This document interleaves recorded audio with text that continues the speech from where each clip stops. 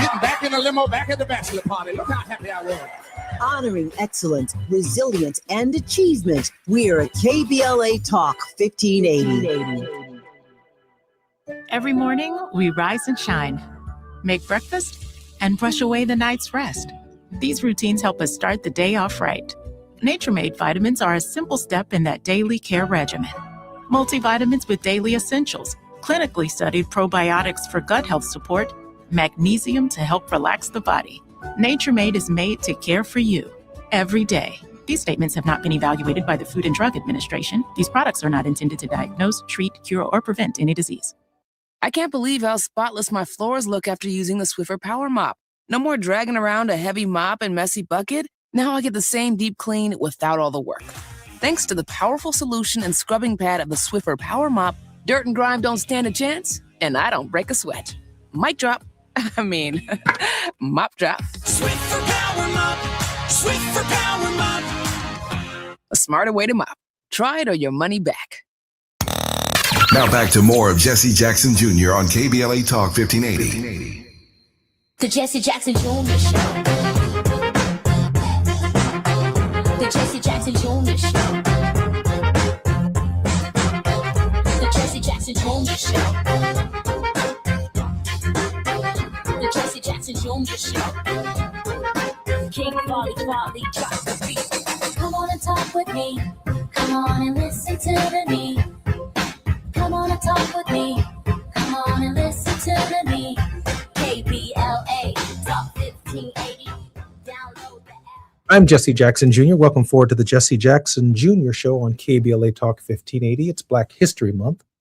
And I am reflecting, even as we wait for Attorney Reverend Todd Yeary to join us, I'm reflecting upon the significance of who we are and why it matters in America. And I got a thought on my mind about that. You see, I figure that there are 2, 3, maybe 4 major events in human history that have the power to divide time. Obviously, the birth of Jesus of Nazareth separates time between BC and Anno Domini. For most of us, we can't even imagine the world before Jesus, because he brought love, mercy, forgiveness, redemption, and hope forward in such a way that it's almost impossible to imagine a world without it. But if he brought it forward in such a forceful way, you have to think about, what was the world like before Jesus? Where was love? Where was mercy? Where was forgiveness? Where was redemption? All of those precepts that are associated with Jesus of Nazareth, if he brought them forward, where were they before him? And obviously, there's more history before Jesus than there was after Jesus, because Jesus is largely responsible in the last 2,025 years for the idea of civilization, the idea of human behavior in a civilized society.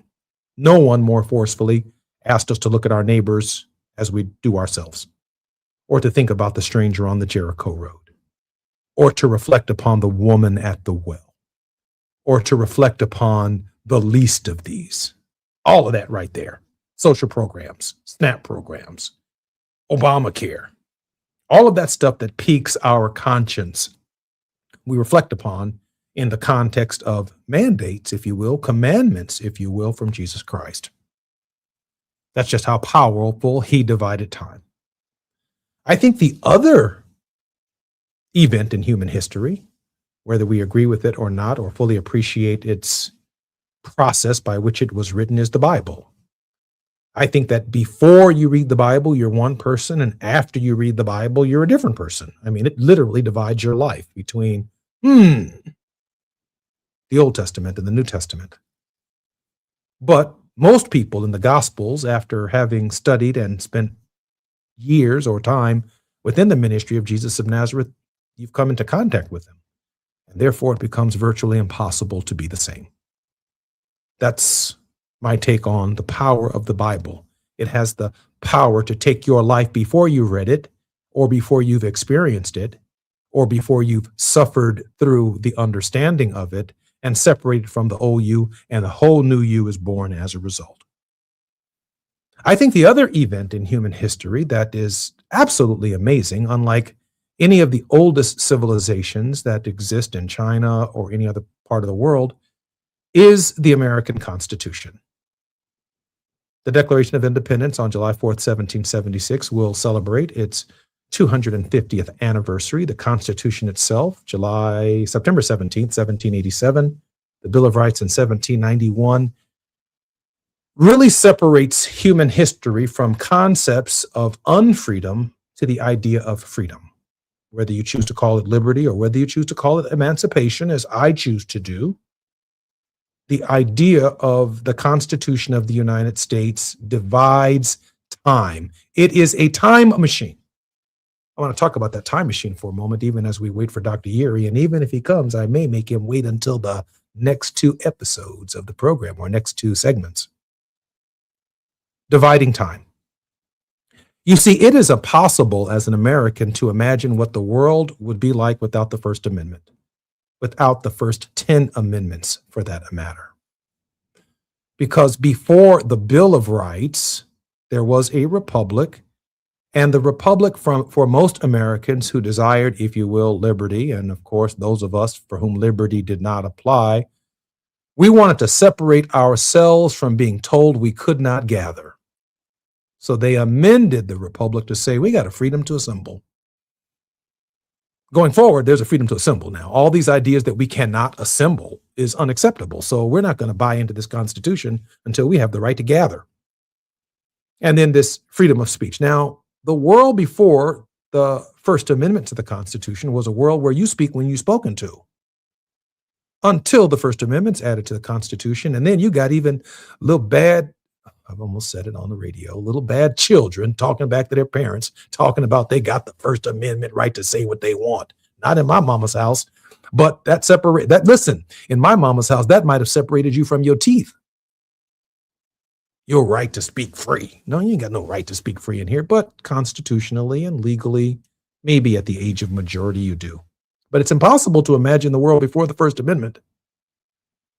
It's impossible to imagine the world before the right of the press to investigate, to write, to explore, to share their thoughts, to share their opinions, to critique, to hold government accountable, to hold individuals in government accountable, to write about celebrities or to write about the least of these or to write about the conditions of Americans, to bring to our attention what's going on in wars, but what's also going on in neighborhoods and communities and in cultures.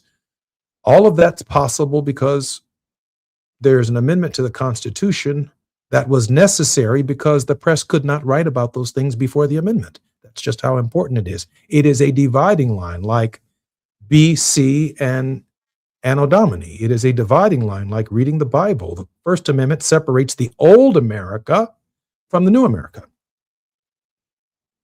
Just like the 10th Amendment separates the idea of a monarchy or an authoritarian regime by saying that, those powers that are in the federal government, okay, they're over there, but these other powers are reserved to the states. And of course, that argument was deeply troubling for African Americans in the slave states. Because since the 10th Amendment says those rights not written in the Constitution of the United States are state rights, and since there was no clarity on the question of slavery, the right to own a slave was your right in Virginia. You're right in South Carolina, you're right in North Carolina, you're right in Alabama, you're right in Florida, you're right in Texas, you're right in Tennessee, you're right in all of the states that seceded from the Union and some of the territories that existed in the North. That was your right. Until a new dividing line entered the Constitution, the 13th, 14th, and 15th Amendment. It is almost impossible for a contemporary American marching on No King's Day to separate themselves from the idea that we are a system that doesn't completely center itself around states' rights to protect people in unfreedom, but every human being is born into the world and cannot in this country be born into a state of slavery. It's hard to imagine that you could be born into slavery in the United States because intellectually our minds have been picked and our pockets have been picked by the Constitution of the United States that no one in this country can be born in a form of chattel slavery. Chattel slavery, chattel slavery.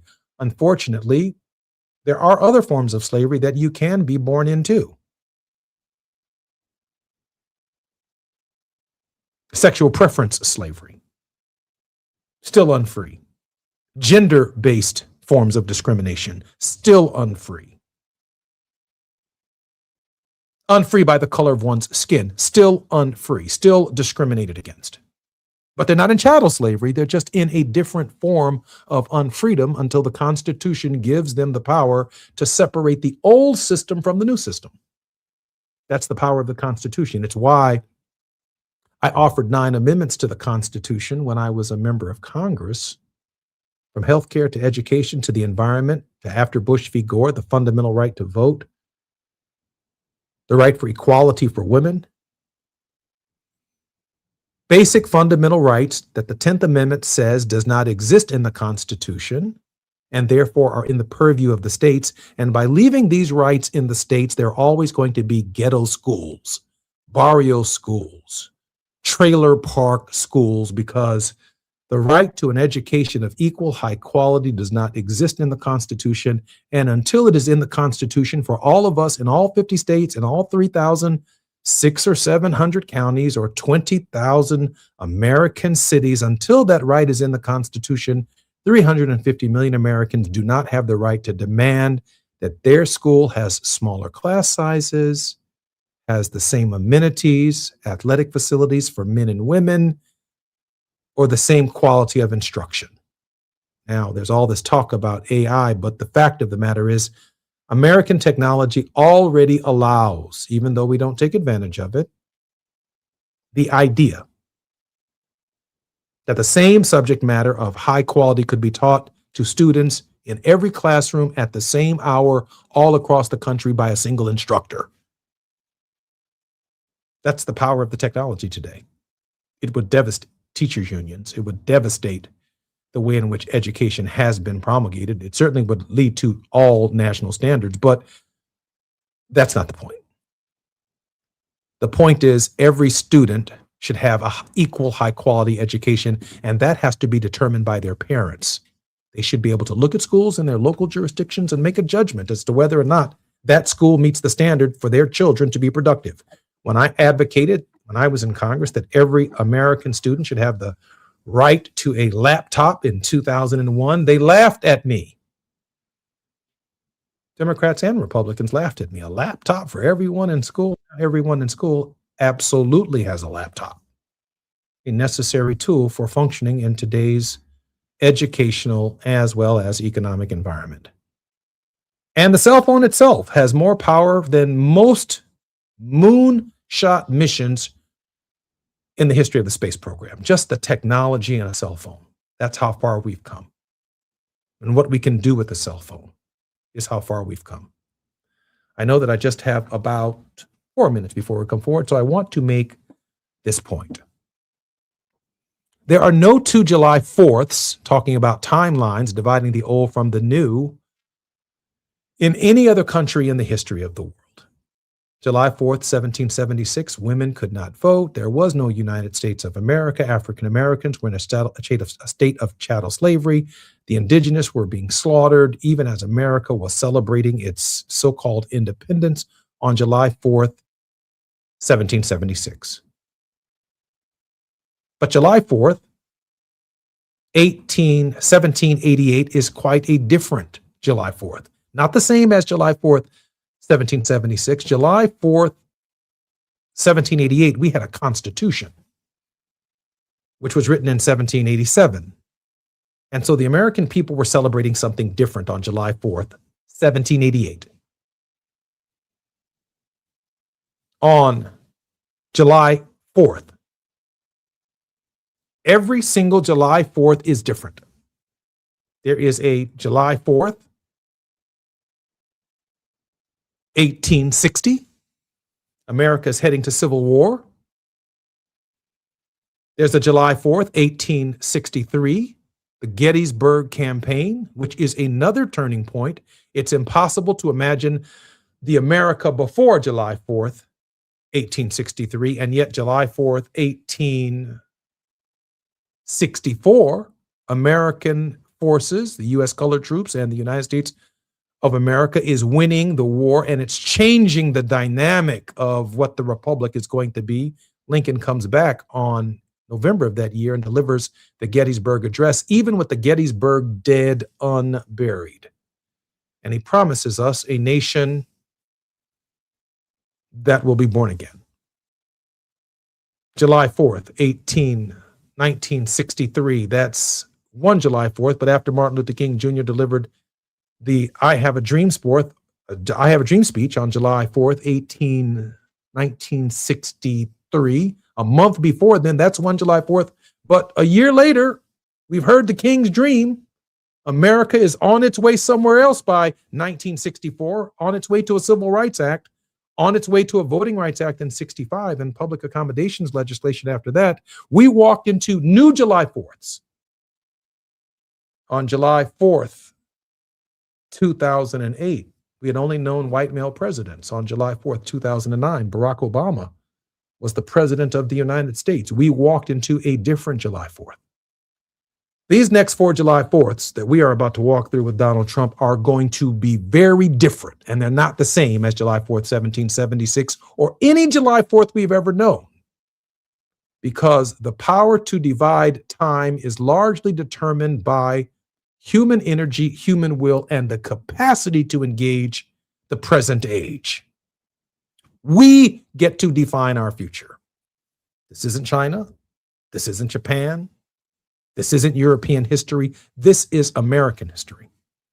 And that power is uniquely our own. Our very special guest and regular contributor, Dr. S. Todd Yeary, will come forward with us after the break, The Politics of Our Faith. I can't wait to hear from Dr. Yeary and catch up on what's going on in the world and his thoughts. More on KBLA Talk 1580. I'm Jesse Jackson Jr. When we come forward, Dr. S. Todd Yeary. It's afternoon drive time with Jesse Jackson Jr. Only on KBLA Talk 1580.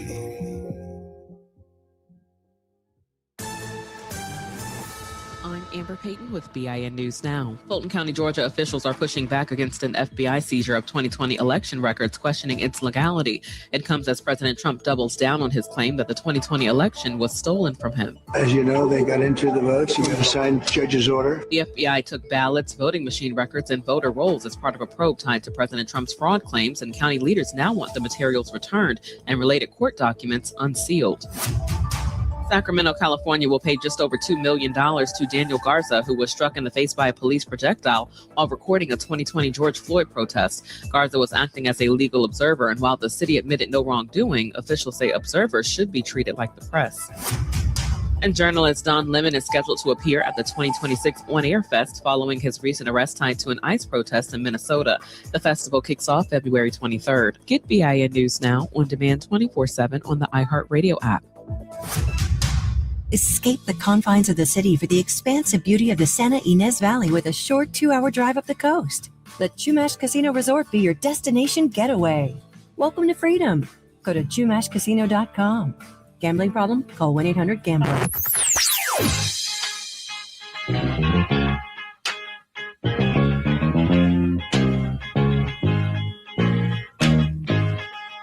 This is KBLA Talk 1580.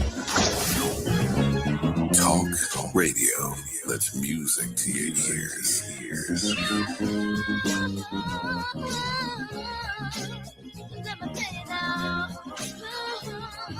We're unapologetically progressive. KBLA Talk 1580. We've got a lot to talk about. I'm Reverend Gerald, the life coach. Is someone you love struggling with addiction and mental illness? Is improving your family's health important? Want to leave a legacy that your family can grow? Are you ready to enhance your perception of life experiences? Then wake up weekends at 7 a.m. with Urban Family Focus and get the wisdom, opportunity, resources, and motivation to live your best life. Join the conversation on Urban Family Focus Saturday and Sunday at 7 a.m. Unapologetically progressive. KBLA Talk 1580. We've got your black. This is the KBLA Sports Minute with Ray Richardson.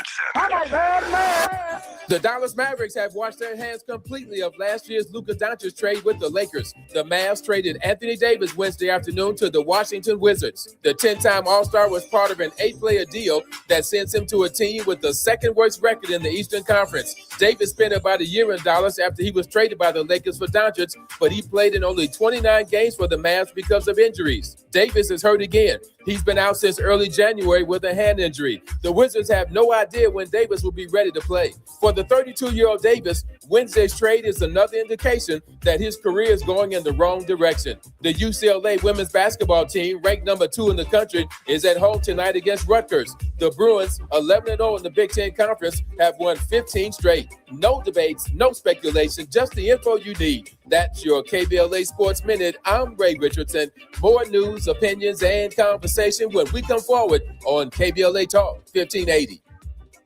KBLA Talk 1580. We've got a lot to talk about. KBLA Talk 1580, connecting you with services and solutions. The Los Angeles Regional Food Bank is on a mission to fight hunger and provide nutritious food to those in need across our community. They partner with federal, state, and local programs advocating for better policies and funding for critical hunger relief programs like Cow Fresh, the Emergency Food Assistance Program, and the Child and Adult Care Food Program. The food bank works with coalitions and local representatives to make sure hunger is addressed in every district of LA County. They also run nutrition education campaigns, raise hunger awareness, and source nutritious food for distribution, all while supporting regulations that allow food pantries to operate safely. Want to help? Visit lafoodbank.org or call 323-234-3030 to volunteer or find a food bank near you. Together, we can ensure that no one goes hungry in Los Angeles County. This is a community call to action from KBLA Talk 1580. KBLA Talk 1580, connecting you with the world. African Focus Incorporated is a community-based organization whose mission is to bring Africans and African Americans together, lead charitable initiatives on the motherland, and educate people from all walks of life on the beauty, legacy, and opportunity of Africa's 54 nations. And it's that time once again when African Focus is teaming up with KBLA Talk 1580 for our 8th annual African Focus Trailblazers Tour. Travel with us in 2026 when we're headed to the southern African nations of Zambia and Botswana for a historical, cultural, and vacation tour led by me, Dominique DePrima, Cultural Ambassador for African Focus Incorporated. Enjoy luxurious accommodations, conscious fellow travelers, shopping, adventures, cultural tours, wildlife safaris, and a giant waterfall, one of the world's 7 wonders, along with a chance to be of service at an orphanage on the continent. Become an AFI trailblazer by exploring the motherland with a nonprofit organization that has members in Africa and America to help roll out the red carpet for you, and together we'll make a difference and have fun doing it. For more information, visit africanfocus.org or call 310-676-7300. That's 310-676-7300 or africanfocus.org. Whether it's stateside or exploring the diaspora, we're with you every step of the way. African Focus and KBLA Talk 1580. Come go with us. You're listening to Jesse Jackson Jr. on KBLA Talk 1580. The Jesse Jackson Jr. Show.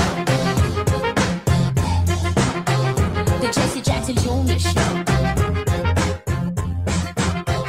The Jesse Jackson Jr. Show. The Jesse Jackson Jr. Show. King Volley, drop the beat. Come on and talk with me. Come on and listen to me. Come on and talk with me. Come on and listen to me. KBLA Talk 1580. Download the app. I'm Jesse Jackson Jr. Welcome forward to the Jesse Jackson Jr. Show. It's Wealthy Wednesdays and the Politics of Our Faith with Reverend Dr. Todd Yeary. Yeary is the principal of the Yeary Firm, a Maryland-based litigation and government relations firm, and also serves as the senior pastor of the Douglas Memorial Community Church of Baltimore, Maryland, and affiliates. Dr. Yeary, welcome forward to the Jesse Jackson Jr. Show. Always good to be with you. My apologies for tardiness, but out in these streets trying to play a lawyer on TV. Man, just the opportunity Just the opportunity to pick your mind and to pick your conscience is one of the great honors of my life and my day. Hey, check this out. Before you came on the program, I posited a thesis that there are few events in human history that actually can divide time and space. I said the birth of Jesus of Nazareth. I said reading the Bible. I said, and ultimately ended, there are other events, but certainly the Constitution of the United States. On one side of the amendments, there's one world. On the other side of the amendment, you have certain rights.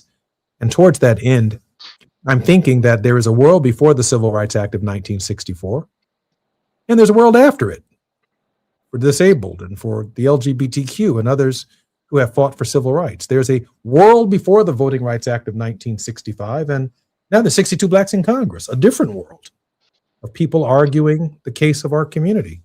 There's a world before and there's a world after, because America is unique.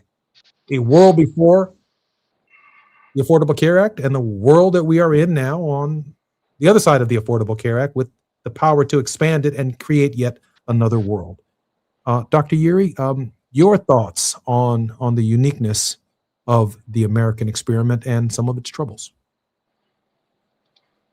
Well, the uniqueness of it is that over time, it has proven to at least some degree be responsive to the pressures of the people. This is not some autopilot evolution of an idea of having a democratic republic as our framework. We have to remember that July 4th, 1776, and the independence, the Declaration of Independence, that's one thing. It's another thing, to your point, the consummation and ratification of the Constitution in 1787, but that Constitution also had a provision that slavery, chattel slavery, would exist until 1807, 1808 in the Constitution. And so these ebbs and flows, the Constitution that we have today is not the Constitution that was intended by the founders. It is a Constitution that has been demanded by the people. And so we have to keep that necessary tension in mind as we see the real-time regression of the current administration to basically throw all of the principles that undergird that Constitution up in the air. Commitment, expansion, inclusion be damned. Because even as you mentioned, the number of members we have in the Congressional Black Caucus, what we found out, the first Civil Rights Act, Civil Rights Act of 1866, changed the paradigm that led to Hiram Revels being elected to the Senate, right? There's political power when the people make demands of the Constitution to be more inclusive and more operative in terms of the interest of the masses. Wow.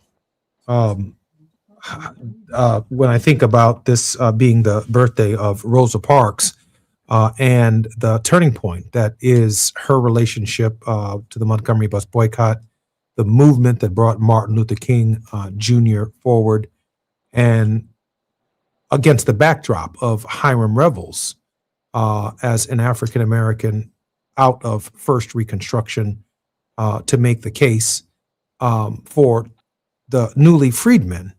I'm thinking, Dr. Yuri, that this generation of Americans, while they may be active in the resistance, they may not fully appreciate that the resistance that they're acting in is also part of a dividing line in what the future of the republic will be, which includes but not limited to a very, very different system that will emerge in direct correlation and relationship to their active engagement and involvement. You're spot on there. Here's where we find ourselves. If we're talking about this notion of progressivism as a theme, but we're not clear on how we actualize those progressive principles, what we end up with is a government in power right now that is using its resources to challenge corporations to see whether or not white men have been discriminated against. We see this tension.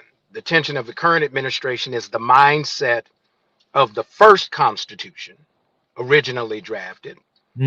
White male, landowning, entitled, privileged, exclusive. And the current Constitution that is still being formed, but it is being formed because there are more people pushing the outer limits to make sure that there is an opportunity for everybody. Everybody wasn't free in the first Constitution, even those who claim to be free. You talked about white women. You talked about white men that didn't own land. They did not have the same status. And so we must be very, very clear that in this moment, if this Constitution, this current iteration, is necessary to get to the next phase, then everybody's got to get engaged. And this isn't about waiting for some perfect utopia to emerge to get us all off of our, as my grandmama would call them, our behinds. Let's just call them that. Our rusty dusties. Then what we're doing is we are signing up for what is quickly becoming the new slavery. And unlike that first Constitution that had a termination date, this next one that they're trying to bring and force upon all of us will have no end date. I'm thinking again that before the 1964 Civil Rights Act, a state could literally discriminate against a white man who was less than 6'2" or 6'3" or 6'4" as a state police officer. There was an interest in southern states, Alabama, Mississippi, in finding the tallest, bulkiest state police officers they could find. But if you were 5'6" and you were a white guy and you wanted to be a state police officer, the state could literally say you're too short and discriminate against you as a white man. Now, African Americans are largely responsible with the creation and the fight for the Civil Rights Act of 1964. But look what it did for short white guys. And now on the other side of the 1964 Act, short white men can be state police officers because America as a system has the power to separate the old order from the new. On this side of the 1964 Civil Rights Act, corners in America can make it possible for the disabled to use whatever device they might need in order to easily step up onto the curb. Before the 1964 Civil Rights Act, all curbs did not have handicap access. We walked into a new world with the Civil Rights Act of 1960. I'm grateful in this hour that our very special guest is none other than Dr. S. Todd Yeary. He's the principal of the Yeary Firm. More when we come forward on KBLA Talk 1580. While you're stuck in traffic, we can at least bring you up to speed on the news of the day. You're listening to Jesse Jackson Jr. only on KBLA Talk 1580.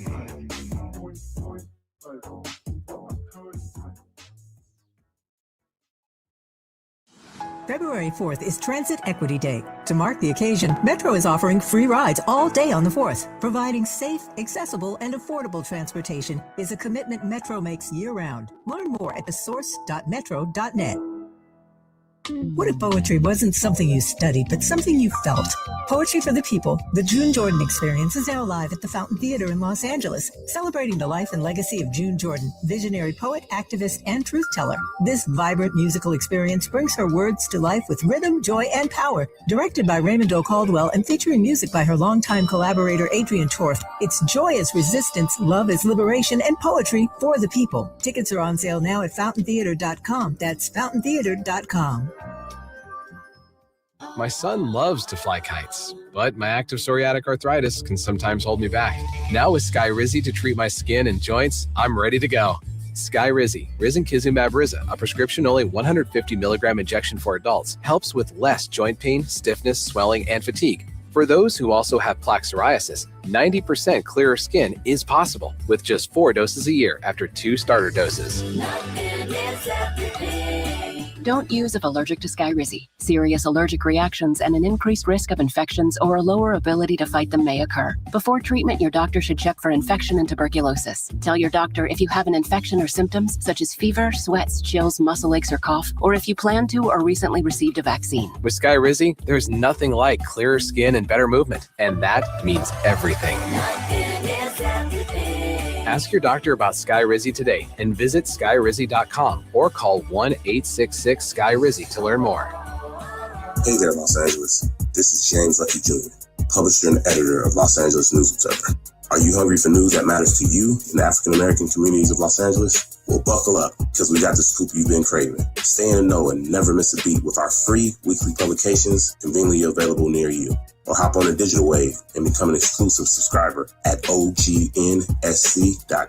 Don't forget to join the party on Instagram and Twitter at OGNSCINC for behind-the-scenes access and sizzling updates. No more FOMO. Let's stay informed, connected, and empowered together.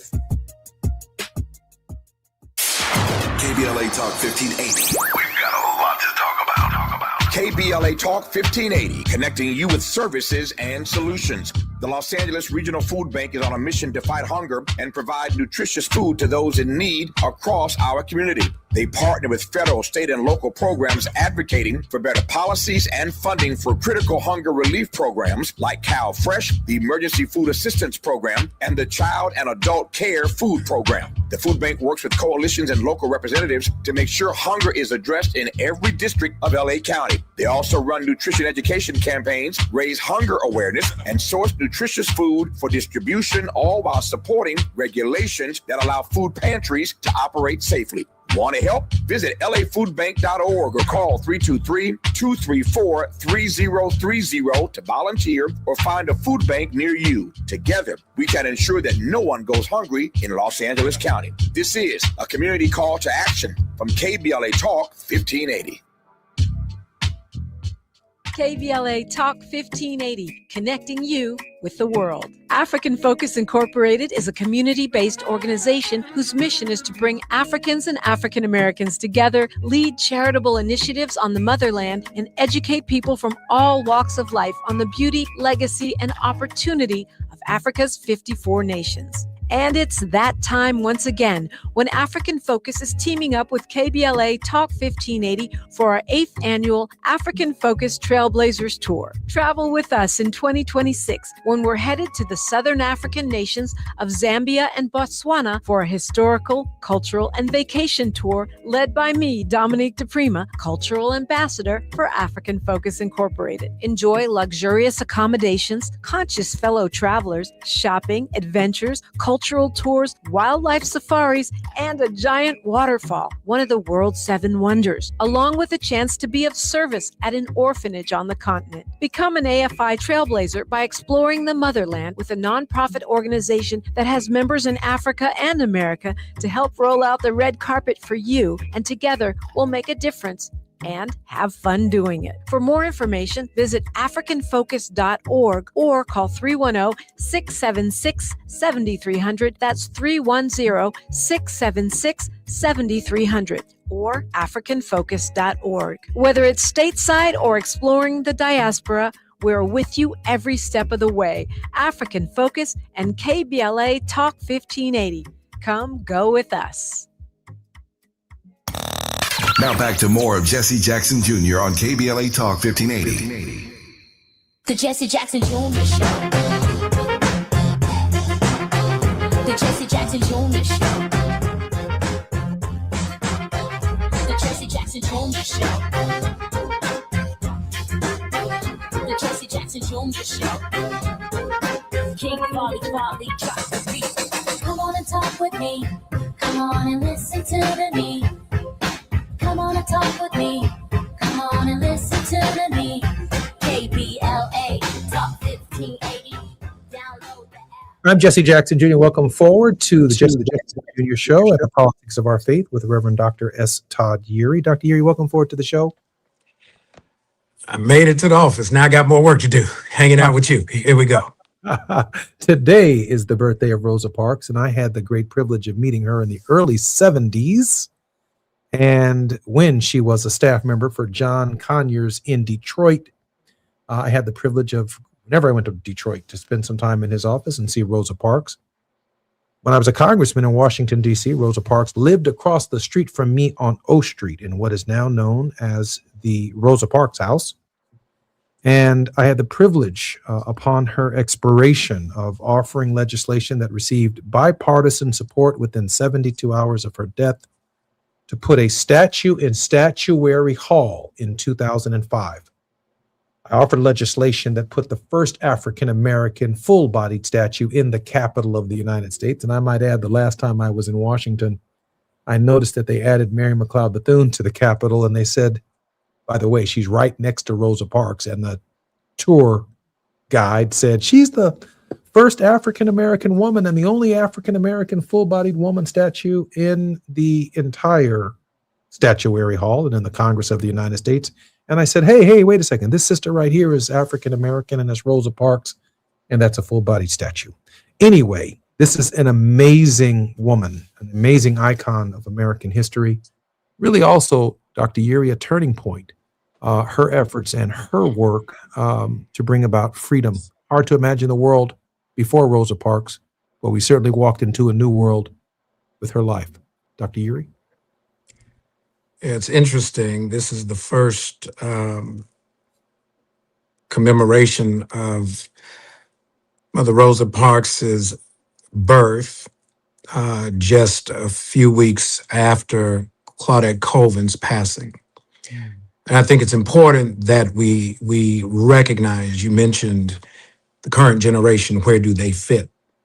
The distinctions between Claudette Colvin, young, teenage, resistor, Mother Rosa Parks, mature, working, but working inside a structure that allowed for the framing of a movement of resistance in Montgomery that actually began to dismantle Jim Crow as we saw it institutionalized in the Deep South.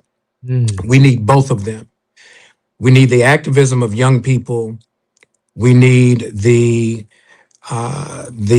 connectedness and engagement of those who are working, those who are senior. We need the wisdom of those who have seen these scenes before.